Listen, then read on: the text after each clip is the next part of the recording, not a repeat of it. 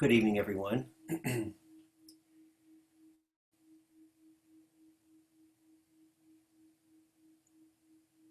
In the Buddhist tradition in which we practice, coming out of Theravada Buddhism, there's a term in Pali that you'll hear often, samvega, which is often translated to mean spiritual urgency.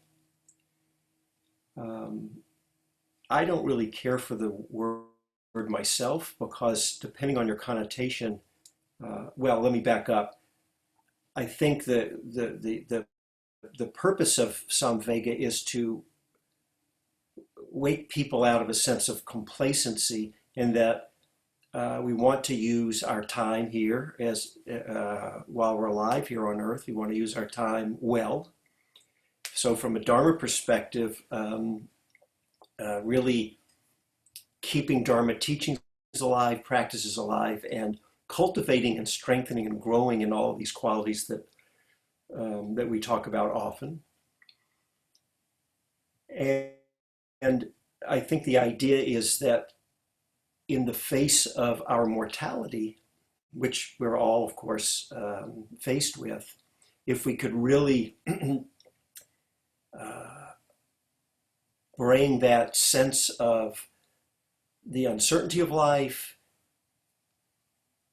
really the human condition, if you will, the situation that we're all in, that it would bring a sense of urgency about using our time well. That's the idea of it. The reason I don't care for that term myself is because for many people, it can create a stress or a tension or really create a suffering with the sense of, I've got to get, and then fill in the blank, whatever that is. I have to get to a certain level of attainment. In the traditional Theravada teachings, there's an idea of reaching a stage called stream entry. I don't have to get into the details here of what that is. I'm happy to talk with any of you about it, or you can just look it up. But the idea is it's a certain level of awakening or enlightenment, if you will. And that's kind of a traditional model. So people can have a lot of stress that, I haven't reached that, I've got to reach it. And I think the potential downside is it can pull us right out of ourselves and away from what's alive and real here and now. So rather than spiritual urgency, I tend to think of the same idea, but more in terms of bringing it alive and immediacy, or an aliveness, or an awake presence where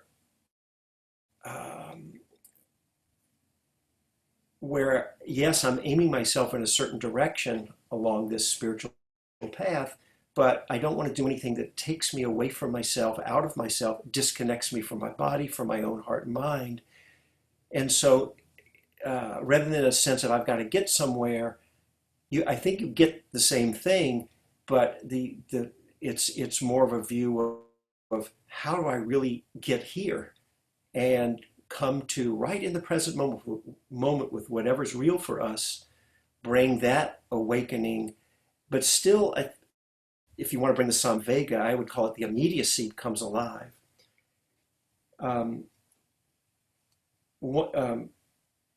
I think unless we're faced with loss or our own pain or illness, where we're really confronted with our mortality, it is easy for all of us sometimes to forget and become complacent. And there may be an unexamined sense that, well, I've got plenty of time and I don't have to deal with that until, some point off in the future. And, I've certainly experienced that plenty of times in my life. And I try to reflect on death. Maybe it's just habit now, but I don't think there's a day that goes by where multiple times in the day that consciousness, that awareness isn't there. And it's not to be stressed out. It's not to become depressed or fall into despair or be morose, but just awakening to what's here and what's real. That's all. I don't have to turn it into something negative. So I think the opportunity is always there, But again, depending on your own or all of our own situations, it can, for some of us sometimes, I want to be respectful because I know I don't know everyone here and what you're dealing with and the immediacy of your own situation, but certainly for many of us it can. There's a kind of a way out in our minds. I don't have to deal with that, and life can feel okay and good, and everything's going to work out, and it's going to be okay. Um, One of the great Zen teachers, and I can't remember who it was, said that life is like setting sail on a ship that you know is going to sink. Uh, and I think that's a nice way to handle it because it brings a little humor in, but it also can help bring the aliveness in there. So if we could really get it, I think the power of, I'm bringing this up because the power of reflecting in this way forces us to not find a way around, but to really come head to head with just what's real. And I think that that can be found in so many situations where, you can't find a way out, right? Like I said, if you have to see how it is for yourself, but if the sense of, I've got a lot of years and plenty of time, if that's true for you, then, it may feel easy to kind of to forget and become, I call it becoming complacent.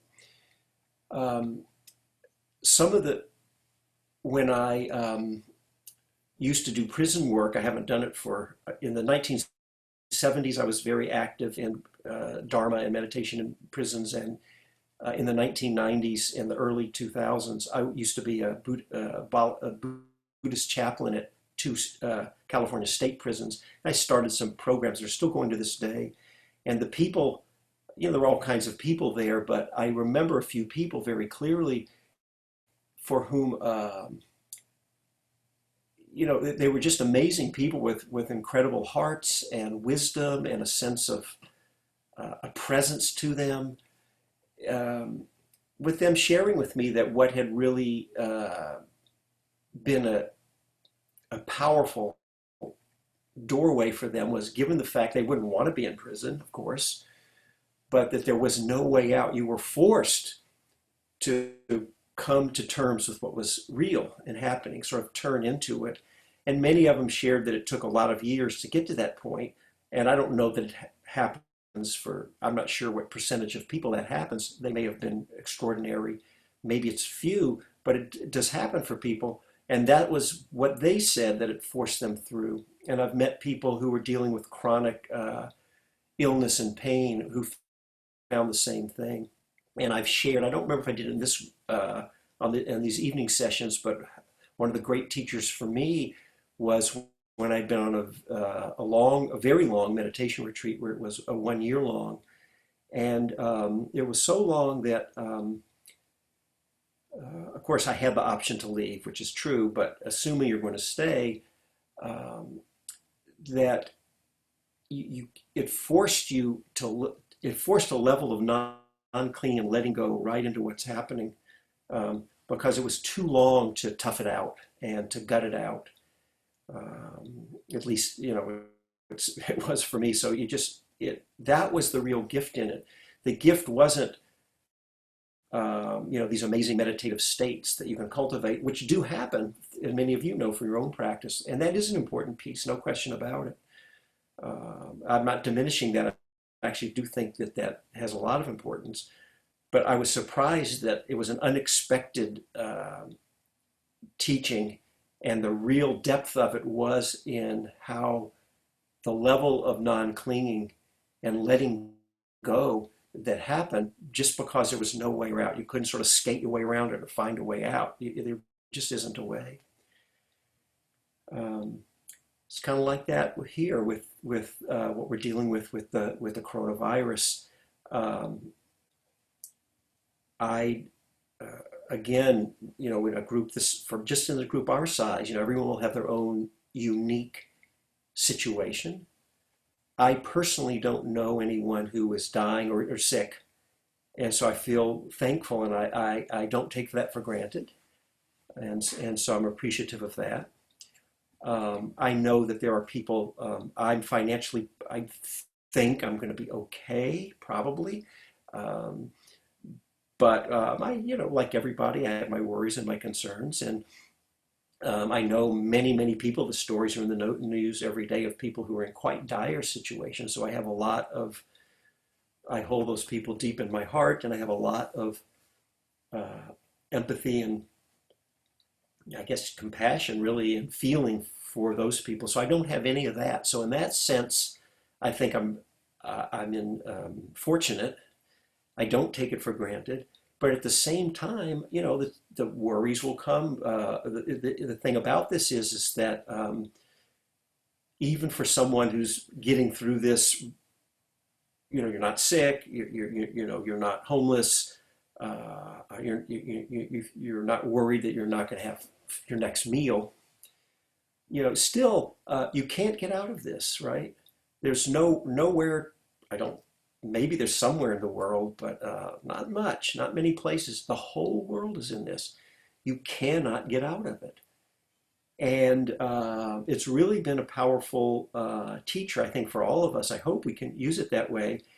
And of course, we want to use when the times when what's needed is to find a way to help calm ourselves or deal with worry and fear, anxiety, uh, if for being socially distancing from each other, whether you live by yourself, and that can be a blessing for for people. I know some people who are quite content with that.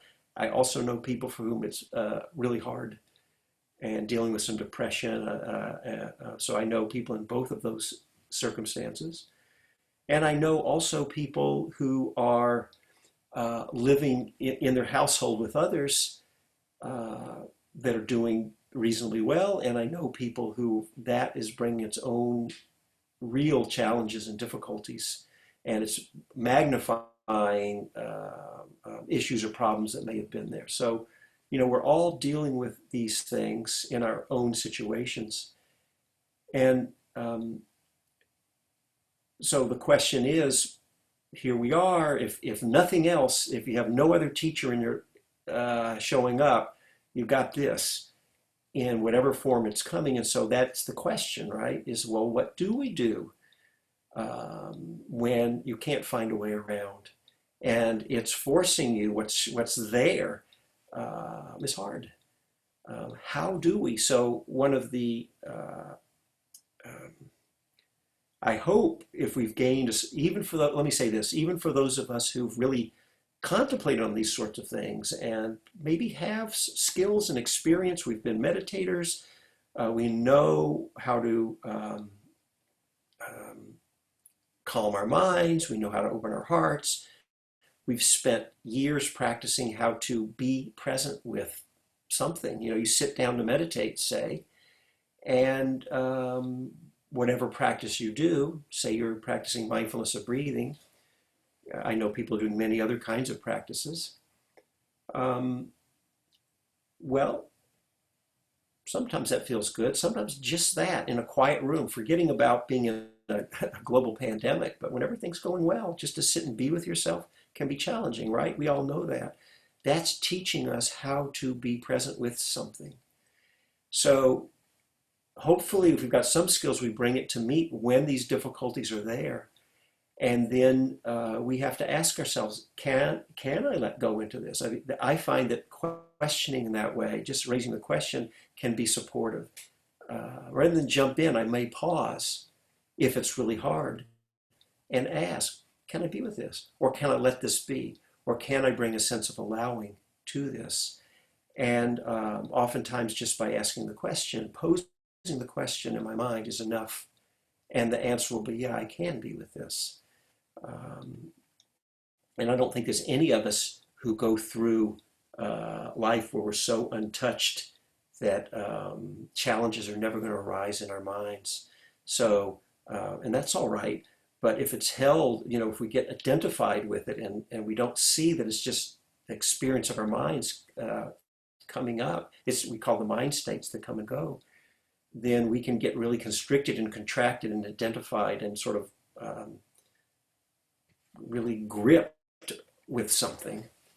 And that's a different feeling, isn't it, than the times when whatever's happening there, and it can be intense, and we can allow ourselves to be with it and let it be. And so I hope we're all, and if not, I just want to offer as some practice or experiments you can do the next time you find something really difficult and challenging. You want to be respectful of yourself. Part of the learning is knowing when, if you're fortunate enough to have options, when to take the option to back away or to distract ourselves or to bring something in that can support us. Sometimes there's this term resourcing, which is trying to bring something into our minds, into our bodies, our hearts, that can help support us, put us in a better state, so we're more supported and strengthened, then to be able to turn back to the difficulty and meet it. But we know we don't always have those options.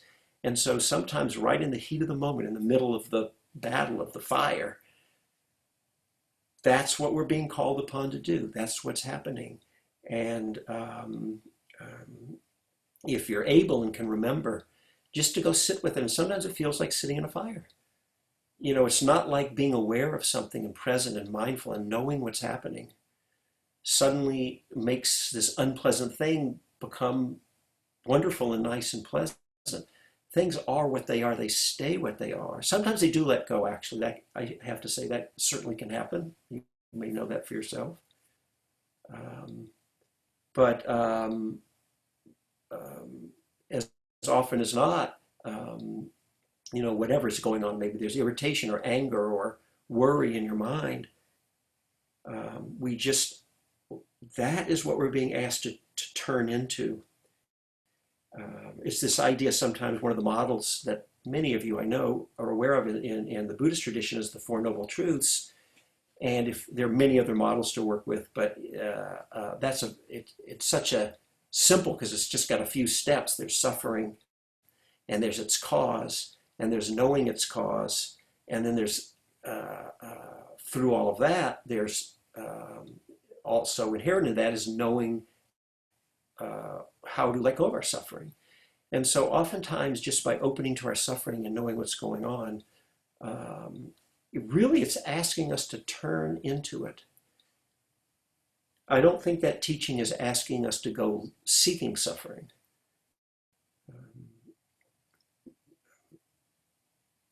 I don't find in my own life that that's necessary, because if I need some suffering to teach me, it seems to find me plenty often enough. Hopefully happiness and joy and peacefulness and equanimity. And the way I sometimes, some have heard me say this, I like a phrase that is just my own that resonates for me, is you're resting in the stream of non-clinging. You could call it resting in the stream of wakeful presence, or the stream of letting go, or just the stream is funny, but just because it's a flow of the experience of our lives, the stream of our beingness, or our being. These are funny terms if they don't mean anything to you. You have to find your own way to articulate it. But when that's alive, we can appreciate it. That's what the present moment is, and that's what we're with, and let go. And then maybe not much else is needed except just to not get caught up in it, but just know that that's what's going on, and feel the goodness of it, and feel the liberation of it. What does that feel like? We want to know those times. And then on its own, without us going to look or to try to make it happen, right? There'll be the times when that's not how it is, and there's something more difficult. But actually, even in those times, what I just said is actually inaccurate. There's the flow of non-clinging can be just as alive when you're caught in clinging. And what I mean by this, I'll just share one, was a great realization for me. And the same, I was using the example of being on a very long retreat, and that the real gift of it was the depth of non-clinging that it facilitated, it required. I remember I was deep in that same retreat, and I don't know, I was months and months in the middle of it, months and months to go. And I remember exactly where I was. There's a particular, I mostly practiced in my room, but when, obviously I came out to eat and to shower, do my laundry, that sort of thing. And sometimes if I got if I got lonely, I liked to go in the dining hall in between meals and no one was there, and or maybe there'd be one or two people doing their own walking meditation there, and I would walk in there. And I remember being there, walking back and forth, and I realized that I was having some. I call them the storm clouds of the mind, some challenging whatever was going on through the mind. But underneath it was just an equanimous knowing, even when what was going on was storming in the mind. And that was a great awakening because I realized I was just as interested in the suffering as I had been in the happiness or the bliss or whatever it is. And that was a great opening place or liberating place to be because even when difficulties are there, there can be, it's a subtler place, but it's underneath that is a very real and alive place. It doesn't feel that subtle once it comes alive, of a deeper place of equanimity, of the letting go around a mind that can't let go. That may seem odd, so you have to you have to try it out. But there is such a thing, and bringing it sounds, I know it sounds a little odd, but you can bring love to a heart that's that's not loving, right? It's something, I don't know, there are two parts to the mind. There's the suffering part and the more fundamental knowing part. I can't explain it. I'm only speaking experientially. So what I'm bringing this up because what I want to offer and maybe and invite all of us, some of you are probably already doing this, but invite all of us to start to notice these places, know what's happening, and especially during this time that none of us want. We're all looking forward to when it's gone. No question about that. It's not good. But we also, given that this is what's here, I hope, want to use the opportunities that are presented to us in service of freeing our own hearts and minds. And we're not going to get all inspired and have it all perfect. There'll be times when we feel like we're flowing in harmony with things well, and there's other times where we feel like it's knocked us down and it's stomping up and down all over us. And in those times we do the best we can.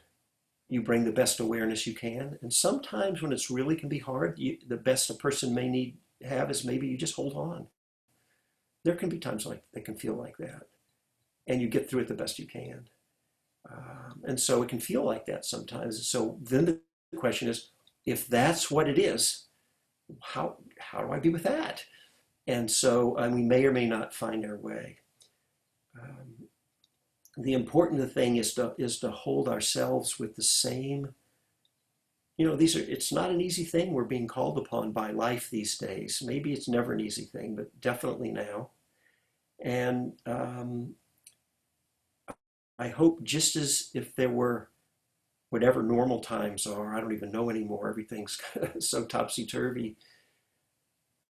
We don't know what normal times are going to look like again. And that can be scary too, right? It's the big unknown.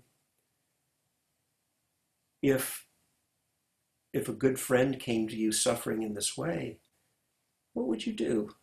You would probably, I hope, I guess, sit down with them, forgetting the social distancing. You'd put your arm around them perhaps, or sit nearby with kindness, and they would feel your good heart and your presence and your non-judgmental, empathetic presence with them.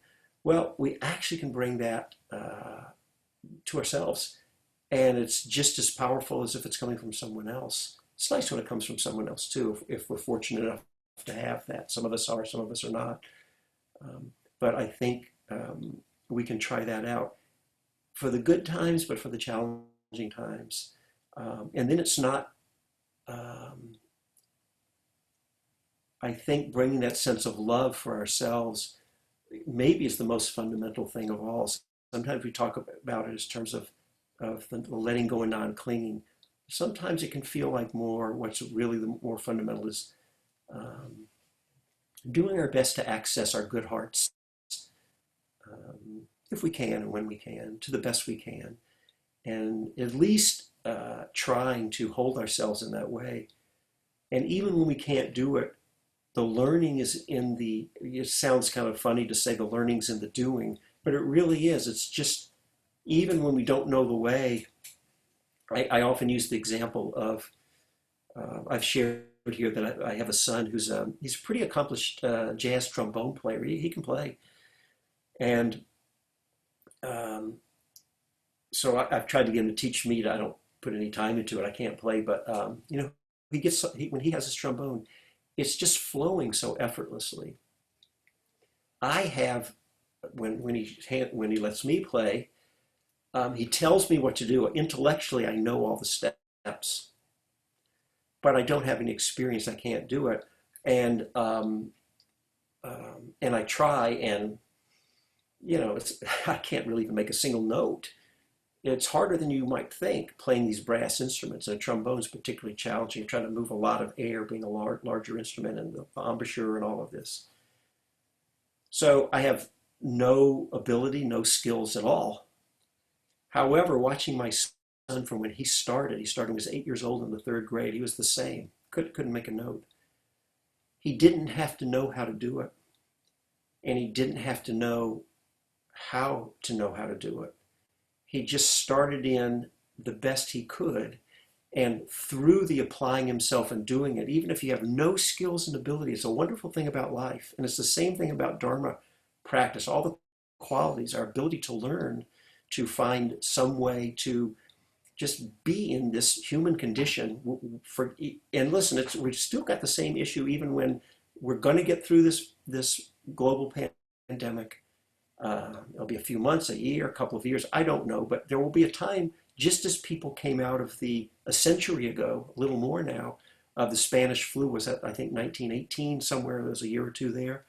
Um, and people came back and they looked back on it. It was a time that had a tremendous impact, forever on those people's lives. It's going to be like that for us. We've got our big thing like that, but we will get through it. They got through it. But even when we're uh, uh, back to whatever normal is going to be, we're going to still need to bring all these skills and abilities and work with the situations of our lives. And so whenever we take up the task, I find it really good news that it's okay if I'm no good at this. Yes, it's more suffering. If I know how to let go of my suffering, if I know how to keep my heart open, if I know how to not be as reactive and make more of what I call a wise response rather than a reaction, we suffer less and we create less suffering for others. Of course, that's true. Yet, I think more fundamentally, if we can hold the idea that um, so we'll suffer less, but even if we don't know the way and we're struggling or floundering, it's like the trombone. You've heard what to do. We know what we're taught, so we try to apply those teachings and techniques or approaches the best we can, and that really is enough. And it's not just kind of a feel-good platitude that we say so to make people feel better. It's literally true. It's enough, and it will support us and serve us as we continue on.